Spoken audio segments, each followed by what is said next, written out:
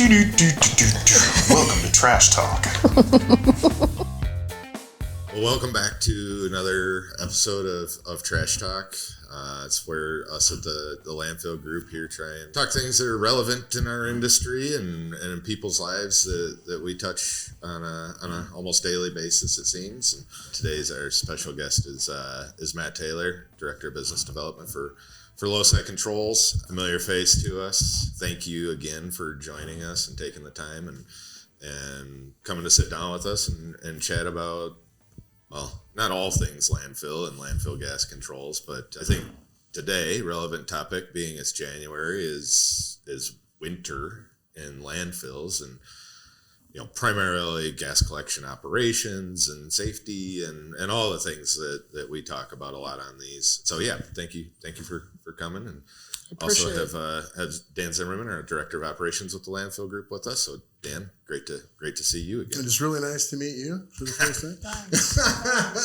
I figured because he called me a special guest. You are special. You are special. You would know me, but yeah, man. I know you will. It's great to be here, and I appreciate you guys giving the invite and the opportunity to sit down. Love what you guys are putting together online, and I think it's some messaging that just doesn't exist in our space that is quite small. It's bigger than it used to be. Yeah, Yep. yeah. There's a lot more people running around those conferences these days. Yeah, but that's a good thing for everybody. That's right. So, and speaking of running around, and really one of the reasons why we really like our LoCI team and our LoCI systems is that, you know, we don't have to touch the wells as much because we've got a lot of constant analysis going on with you folks. And we're talking about winter months and how difficult it is to be on a well field where it's slippery and muddy and snowy and wet. And, you know, it's good to have that assurance that we're getting all of those looks on that gas system and working through those adjustments in weather conditions and, you know, really kind of making that system work together. I'm not an expert on like what you guys do and touch every day. Like what is the system? You know, so when you talk about the system, what does that mean? Right. So our gas collection system has LoCI units on top of our wellheads. So as the gas is analyzed from the LoCI team, that information is provided to us so we can monitor the activity of these wells all the time. Mm-hmm. You know, part of that monitoring is the LoCI team itself. So, you know, we have all of our wellheads set up with LoCI system. What do we send in? Every signal, some of your sites vary, but really like the standard is every 3 hours. But so every 3 hours. Every 3 hours, we're taking readings. Right. A number of readings, not just gas quality and composition, but pressures, available vac, things that matter to keep your GCCS in the right realm where your plant's happy, your landfill partner is happy because compliance is king for them. We do what I believe the best job possible of threading that needle between both. With what you were mentioning before, yes, we have devices on all of your sites, especially the RNG projects that you have because the gas is of tremendous value. All of those devices, call it our hardware, it collects that data, it transmits it to our WellWatcher platform, which is essentially what you utilize. You guys aren't out there taking care of the equipment. We are. Mm-hmm. But we do all those tasks, not only in the field, but behind the back end of the platform to really deliver the value that I know that your projects need. And each project's different, right? Yeah. Yeah. And Mike, so like from a hands-on perspective from an ops team, generally the well field, unless there's an issue somewhere, generally the well field will be that maybe that well might be touched once a month. So you're going from 3 hours to once a month. That frequency in itself means there's a lot of information coming in. So excellent to have information coming in, but if it's not organized in a way that you can utilize it on a daily basis, that's kind of where we end up going into like how we manage the WellWatcher program. Yeah. Anyways, with winterization, I would love to talk a little bit about like what are your challenges? Like you have sites all over the U.S. Mm-hmm. Like maybe pick one that really hits the mark as far as like winter's a struggle, because I would assume that you have certain sites that don't struggle as much because you're just not impacted with the temperature changes and BP changes, things like that. Yeah, I mean, barometric pressure. But BP is super important, right? Mm-hmm. And the barometric pressure that's put on that well field changes the dynamics of the gas in the ground and changes the pressure of the system. From a well field perspective, someone who's manually managing a well field person, they could go out and adjust those well heads to make it just lined out perfectly. Mm-hmm. Then a weather front comes in and it changes, the barometric changes, and those wells need to be readjusted. So like that's, we fought that for many years at our Kansas facility. Sure, yeah. And that's really where our relationship was. Yeah, that was our starting point. Before your time. Kansas, yeah. But that's really where our relationship was formed with LoCI is. I don't even know if you were with LoCI. We had just got that project. It was our first, and I was cutting my teeth and like, holy crap! Like, I know landfills, I know RNG, I have plenty of experience in that. But you were like, but these guys are crazy. And automation and all these things, man, it sounds good, but like, can I see it? Once I got exposure to your projects, I could tell that all of the features, all of the things that we could provide were being leveraged and further improved upon through your feedback on ways to make us better. And I think I said that the last time is like, that's the best part of our relationship is we've been able to, I think, collectively get better.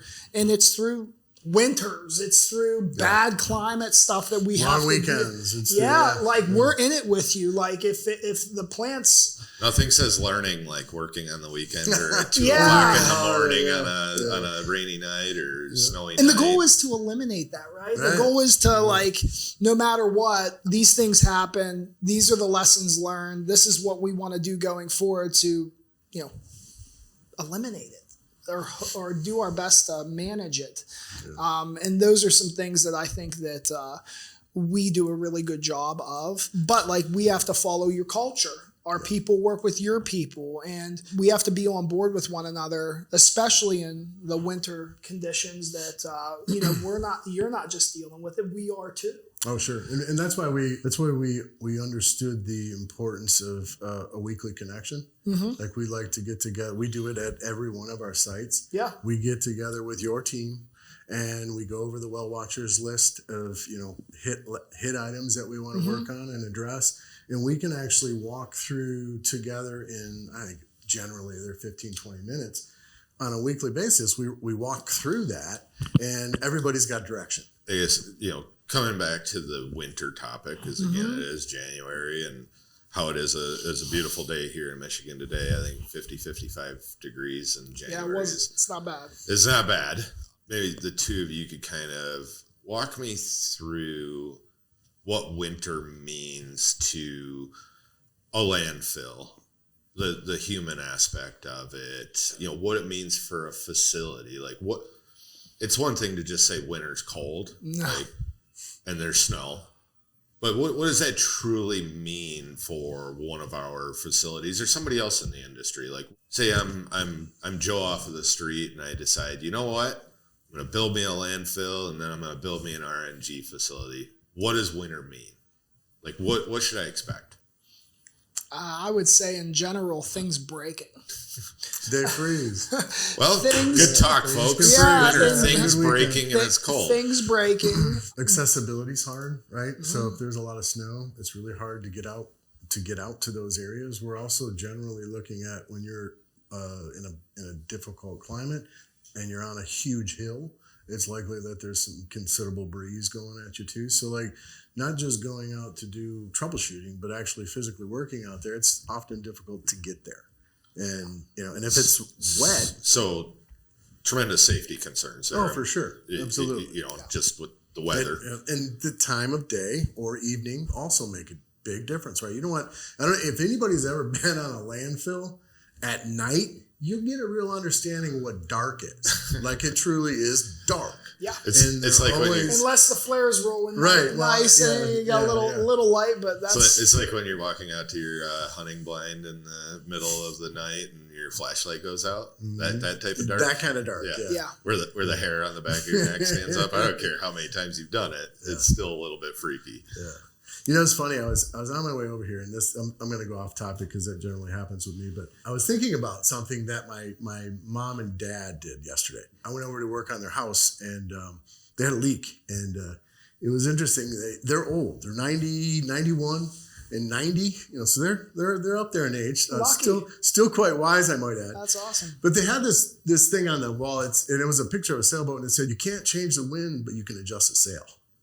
Yeah. And I thought, there's a relationship to what we do, you and I and Mike, to that. And the strength of a sailboat is not that it's rigid, it's that it's flexible and that you can make that adjustment to accommodate for the change. And so the winter is harder to do that. So everything's slower in general, but the fact that we're able to still work through all these things and pound through those adjustments, it just adds so much value to what we're doing. Yeah, and the crew has to work together, right? Yeah. And we're not just talking your crew, we're talking our crew. Right. Because we're really taking a nautical theme to this. Yeah. I like it. They're copping. I'm not a sailor, but I love boats. I don't know. I get that, though. I mean, I get that concept pretty easy. I think that's a powerful... Yeah, no, it makes sense. Thing. You know, you can't adjust the wind, but you can adjust your sail. And so, you know, in the wintertime... LoCI is part of our sail. Maybe it's, you know, maybe you've got a big call it your navigation boat, system, right? The frontages, things like that. You're navigating that through the use of not just data, but like good data, good controls, good data, good controls to help navigate those rough waters, those high winds, things like that. Kind of following that theme, you know, with you know, tools to alter your path or help you get where you need to be in winter. I've heard you guys talk about data and information quite a bit so far. Mm-hmm. I guess I'll start with them.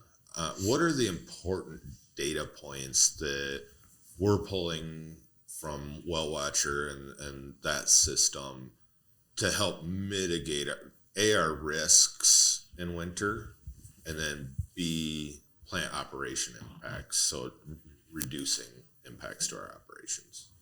Well, again, I think the use of the WellWatcher tool is a huge asset for the ops team, because every morning they can come in and go over their system and see. So what information, I guess, when you say WellWatcher, what information is there? So every well is in the system identified as you know, every well has its own ID, and the gas composition of that well is monitored on a regular basis. Okay, so and what happens is this is put on a map. So the LoCI team will take maps and they'll create essentially our, so there's our a visual profile. representation of our facility. So it's not, you know, it's not just blocks. It's very easy to digest. It's super visual, and you can see things like, I want to see what water levels, you know, what the water levels are, what the O2 levels are, or this, you know, whatever it is you're looking at, you can blanket that well field and just kind of eyeball it and see what's going on. Now, visually, that's great for a lot of us, because a lot of us are very visual.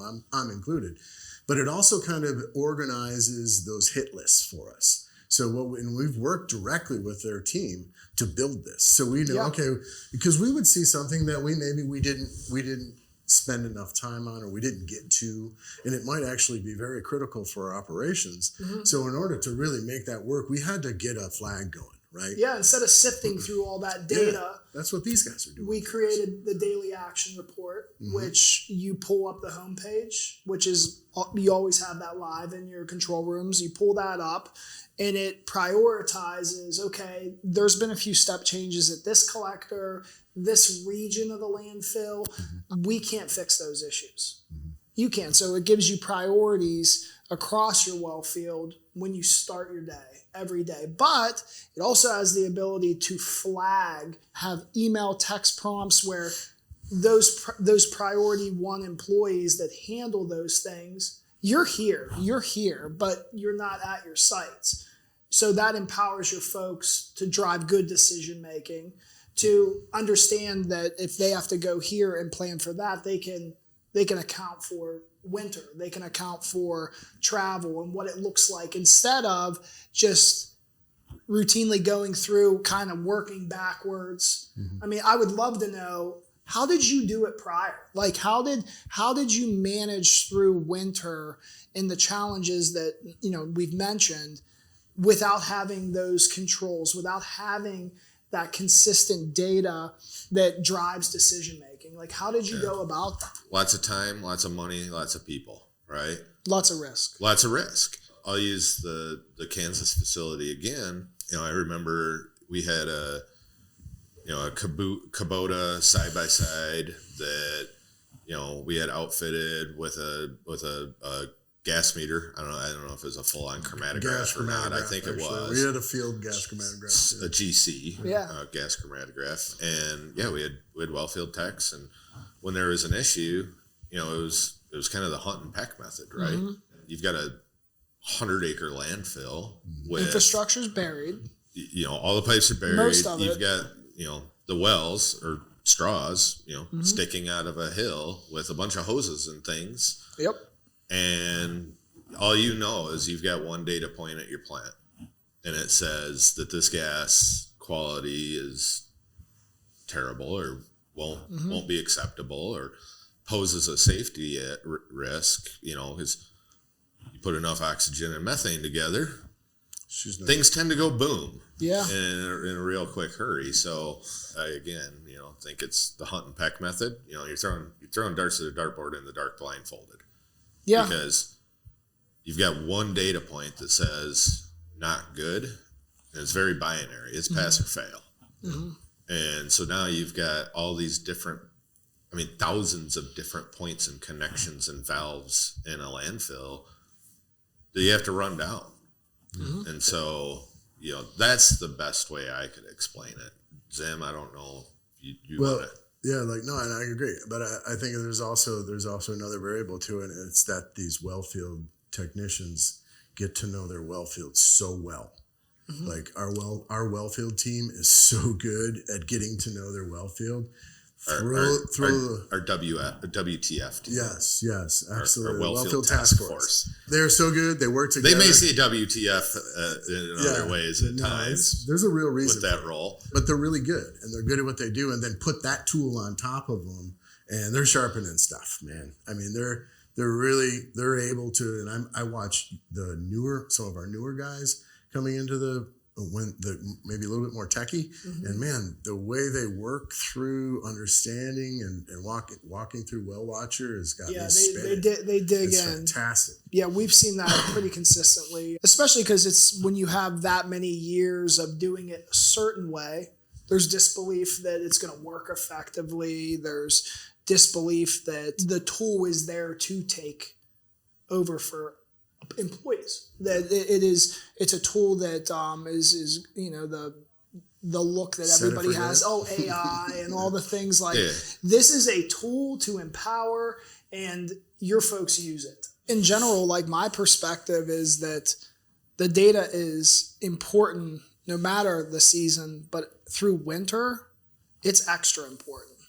Landfills just traditionally they're not producing the same volumes of gas in the colder months, but that makes that bit that you have so much more valuable. So at the end of the day, like, the value in the data through winter, I think is exponentially more important. And there's more unpredictable things that happen in a well field through the winter.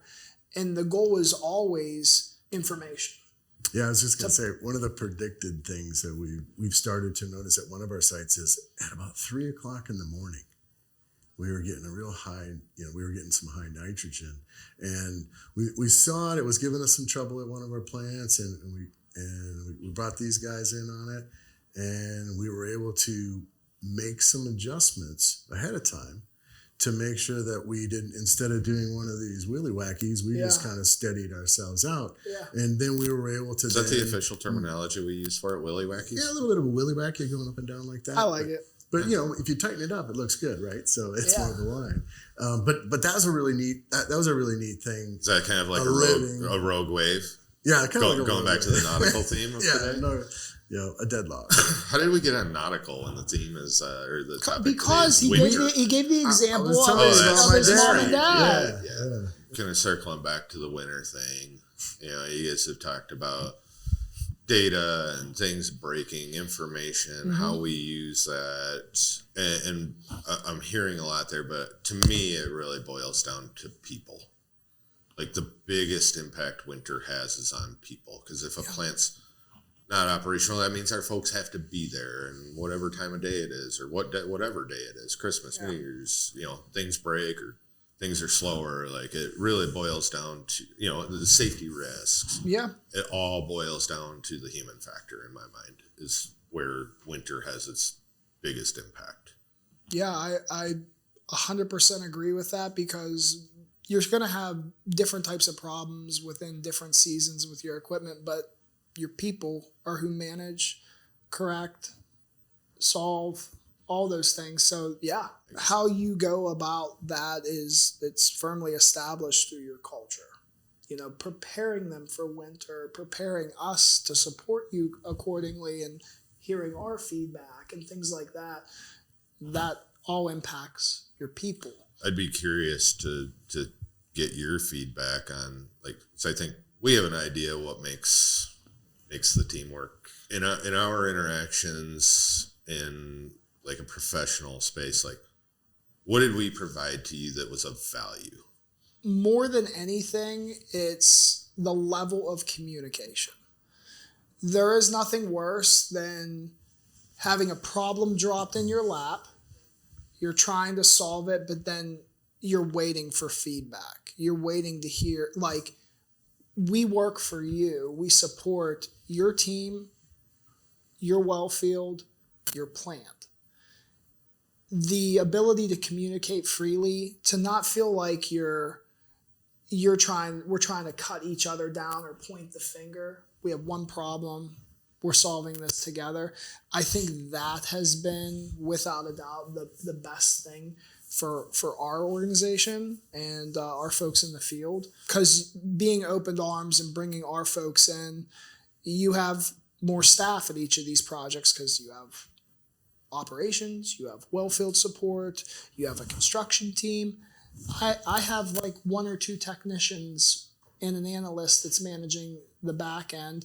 That's it. Yeah. So that has been by far the biggest benefit. But I also think that by you being a one-stop shop that self-performs, you build, you manufacture, build or manufacture, but then you have your wellfield arm, your plant operations arm. There's all these layers that you're not bringing in additional third parties to do this. So that those synergies that all your companies bring together, I think is really, really supportive. Like if there's something that needs built or fixed in the wellfield that your folks on site can't handle, we can tackle it. We've got our people. Exactly.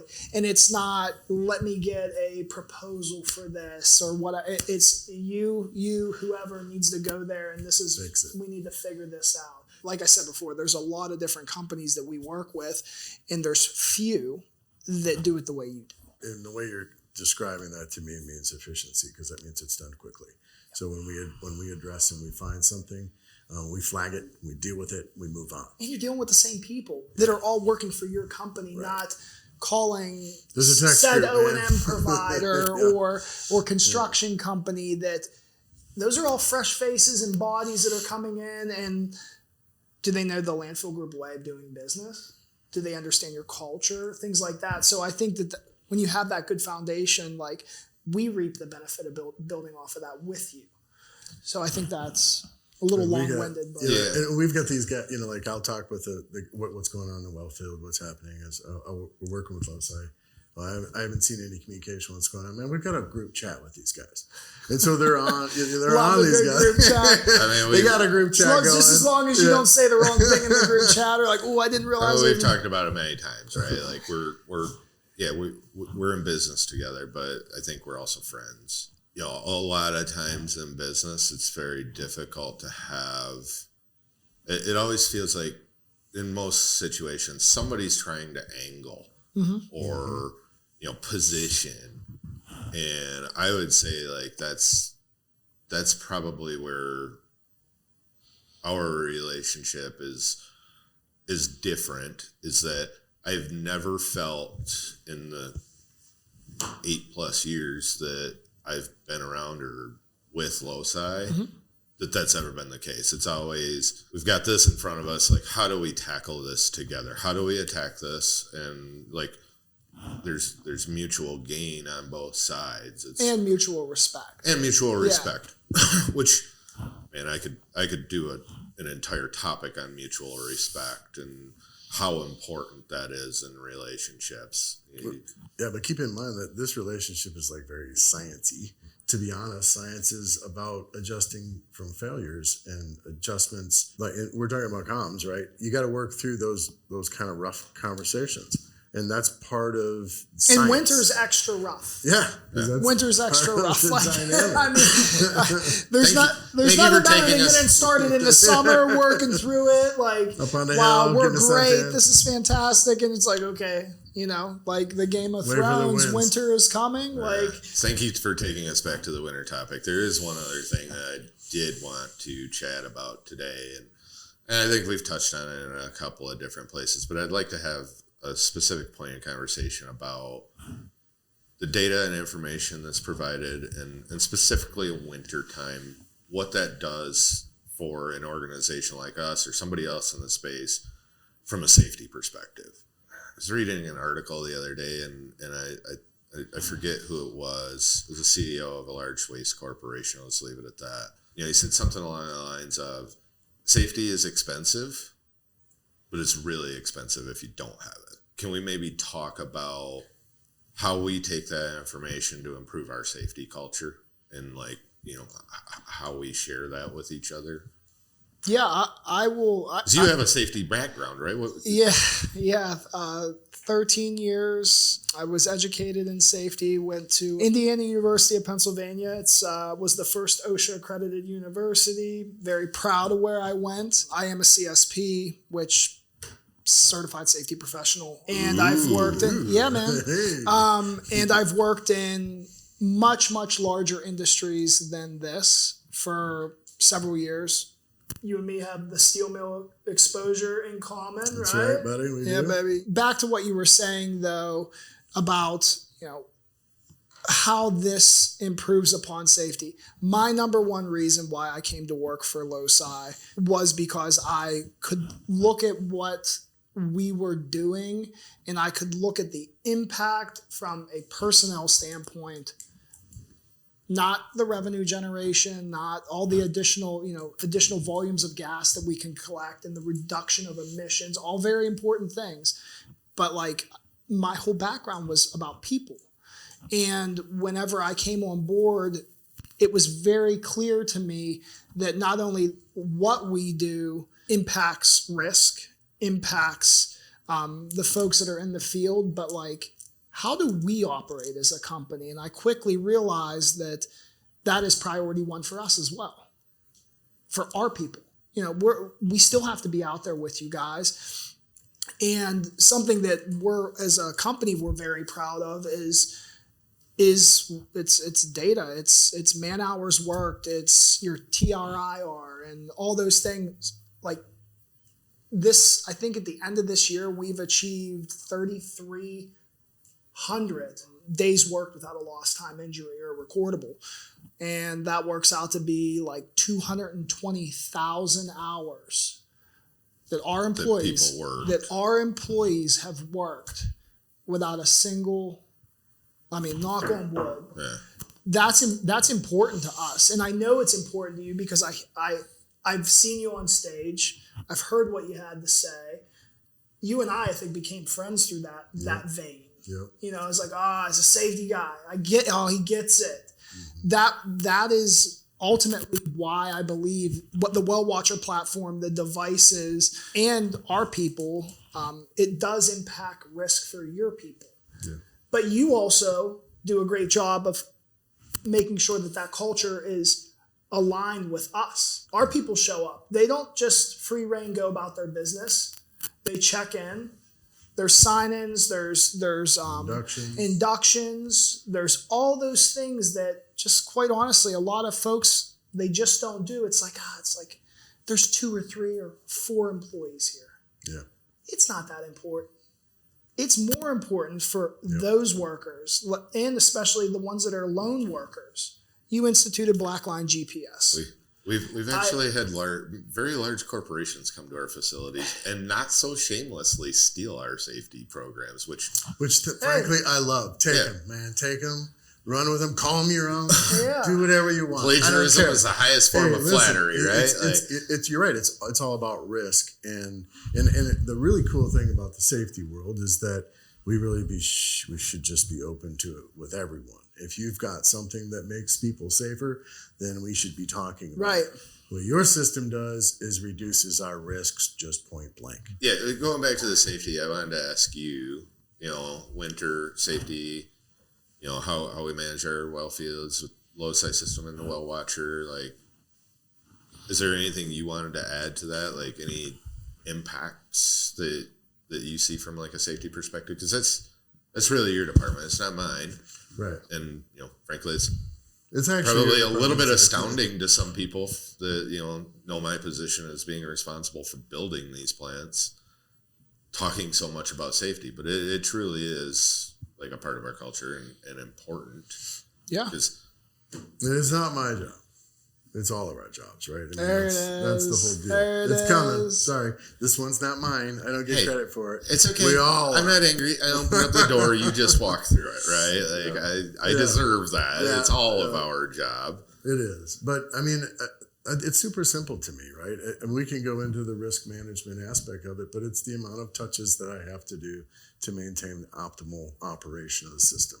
I think that just alone, I mean, we could talk about all the, not walking in sharps and tripping in. Having the right PPE, trenches, the right boots, and the on, right tires on your vehicle. Overheating in the winter and getting chills and frostbite. I mean, all that stuff. But we could just really kind of sum it up with, if I don't have to go out there as much and I can manage it better, then I see the value from a safety perspective right there. And I think also there's like it's a lot of wells in a well field. So like a well field team has a lot of stuff to take care of. And it can be overwhelming because it's not just one day, it's 365 days a year. So having some support, having ways to regionally go to an area that's an issue, or having more people talking and communicating to make sure that we're all on the same page makes everything safer. Safety, communications, compliance, they're all the same. Yeah, and like that doesn't change. That's like how it is year round, but it is extra important through winter because things are just not as accessible. It's folks. It's more challenging. I mean, just in general, like the abundance of PPE and all the layers and layering up, like you can't work the same in the winter. And that harsh environment and the restrictions of just like what you have to wear, being able to just go straight to it, tackle it, like limiting how much exposure, I think it's transformative with how folks approach the well field in the winter time. I'd like to thank your team specifically because I learned about LoCI coming onto the Landfill Group and was fascinated by the technology. Yeah, I remember when you got hired. You were like one of my first conversations. There was a lot of questions, and it was great because you were so open to hearing everything, but so were we. Yeah. We were super interested in educating you. We believe that no matter where you're at in your organization, if you want to learn, we want to teach because it makes the system better. It makes it worth more to our clients. But yeah, it was. I had a lot to learn, and you asked a lot of questions. I was like, okay, well, I'm gonna figure that one out. But, we're gonna make it work. But I appreciate you guys giving me the opportunity to sit here with you guys and talk like we always do. And I love your socks, by the way. Thank you. That's He's looking at that's me. so that's so Mike Fenton. Show us your socks. Love that. If you can get your old leg up on the table, show us those socks. You can do it. Buddy the elf, man. Yeah, they're elf socks. Yeah, it's Buddy. I don't know if Look at that. Look how flexible that dude is. He's amazing. I'll look at him and be like, I love you, I love you, I love you. So, no, Matt, all joking aside, appreciate you coming in. Thanks for having me. And spending time with us. I know it's a lot to ask somebody these days to take a day and a half to come chat with us. We really appreciate it. Where do I get one of these now? Yeah, These are the new fit. I was going to throw that in. I could use one of these. I've said it enough times that like I don't have a Landfill Group sweatshirt. You can have this shirt. I want that. Anyway. Yeah, so thanks for coming. Sorry about that. I think there's a few key takeaways on winter and what it means in the landfill space, and ultimately again I think it boils down to the human factor, and you talked about all the data and how powerful that can be as long as you're using it properly. So yeah, thank you. I hope maybe somebody out there can get a takeaway from this of like, me too. As business people, we're constantly worried about the revenue, the uptime, this, that, and when you really peel that onion back, it all comes back to who you got working on your team and how it impacts them, because ultimately that decides our success. So seriously appreciate it, and we're in business together, but I truly feel you're one of my good friends. So thank you for that. I align with that. I said that on the way up. It's like, oh, what are you doing? I was like, I'm going to hang out with my friends and like talk about landfill stuff. They're like, okay.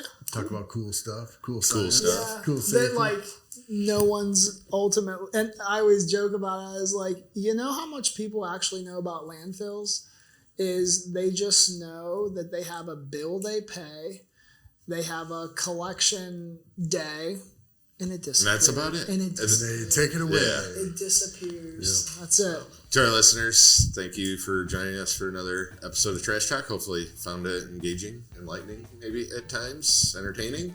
Make sure and click that subscribe or like button for us. Or Mike Fenton will come find you. I will come find you, and I'll make you pull it up on YouTube. We'll and put subscribe. you on the show with us is what we'll do. Yeah, we'll pull you into the show if you don't see. Yeah, please stay tuned for more episodes. We're looking at hosting some more special guests coming up here in the near future. So thank you again. But not as special as you. Thank you. I like that. All right. Let's eat this donut.